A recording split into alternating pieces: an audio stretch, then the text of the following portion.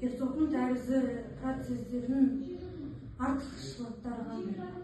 Енді ер тоқым бұрынғы заманнан келе жатқан ата бабаларымыз атқа мінгенде қолданатын затты айтады. Ер тоқым оның пайдасы да бар, және артықшылықтары да болады. Мынандай қазір мысалы біз сұрақ қойсақ, демографияны қарасақ, статистика бойынша мысалы бізде қазір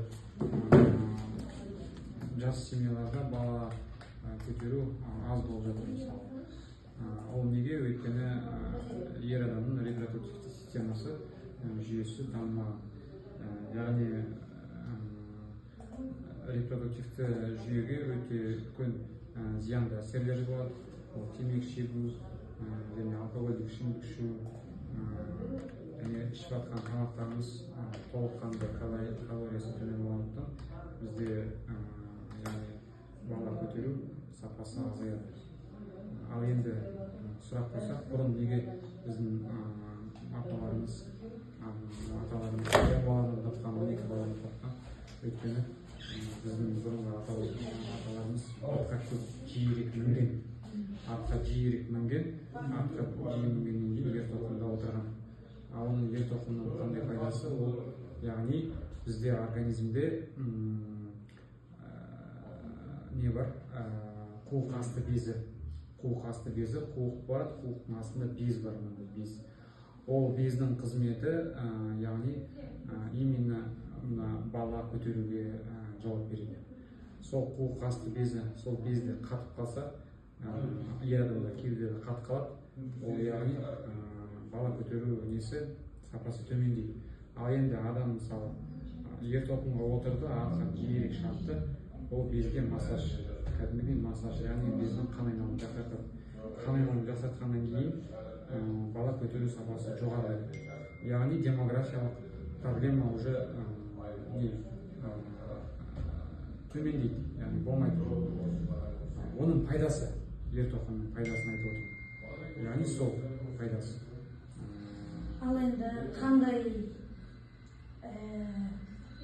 қандай асқынулар осы сіздің осы ауруханада жиі кездеседі? Асқынулар жиі кездескенде, егер мына неге қарасақ, қуық асты безінің мысалы толыққанды жұмыс істемеуі, яғни өзінің қызметінен айырылуы толық вообще 0%. Яғни ол уже асқыну болып саналады. Егер қуық асты безінің ер адамды толықтай емдемесек, уақытында шара қолданмасақ, сондай асқыну алып келеді. Қандай асқыну? Ол яғни қуық асты безінің рагы дейді, ісігі дейді. Доброкачественное образование предстательной железы болады. Ол яғни қатерлі ісік болады, қатерлі ісік болуы мүмкін.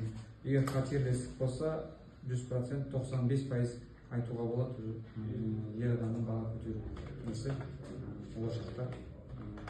Енді репродуктивті системасы өте төмен болады. Ал енді ер тоқым соны тежейді, яғни қуық асты безіне үлкен қан айналымды жасатады, массаж жасатады.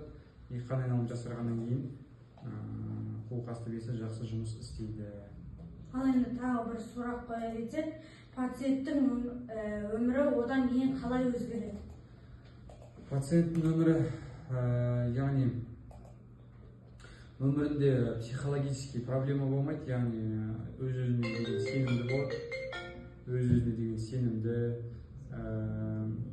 Мысалы, жас бала болса, ертең өз-өзіне сенімді болады, ертең үйленгенде бала болады деген сөз, яғни репродуктивті жүйесі, яғни ешқандай проблемалар болмайды. Психологиясы өзгереді, ешқандай уайым қайғы болмайды, яғни ойламайды, мысалы, қуық асты безінің жұмыс істемей қалса, ертең қандай проблемалар әкелетінін. Ал енді ер тоқым ол соны тежеп тастайды. Оның артықшылықтары ер тоқымның атқа мінгенде, яғни кейбіреулерде адамдарда мысалы жиі атқа мініп шауып жүргенде не болуы мүмкін, жарақат алып қалуы мүмкін. именно астыңғы жақтағы жүйелерге, нелерге, мүшелерге кәдімгідей жарақат болады. Яғни атқа мінгенде ол бірінші артықшылық. Екінші артықшылық, әр уақытта, әрдайым мысалы осындай положениеда атқа отырса, аяғы вальгустың деформация дейді, аяғы қисатып қалған вальгустың деформация кәдімгідей ішке кіріп кетеді былай, талтақ болып кетеді. Сол негізі артықшылықтары. Ал енді артықшылықтары сол болуы мүмкін. Негізі ер тоқымның өзімнің ойым айтайын, ер тоқымның көп пайдасы бар. Өте пайдалы ер тоқым адам организміне, әсіресе ер адамдарға и балаларға. Всем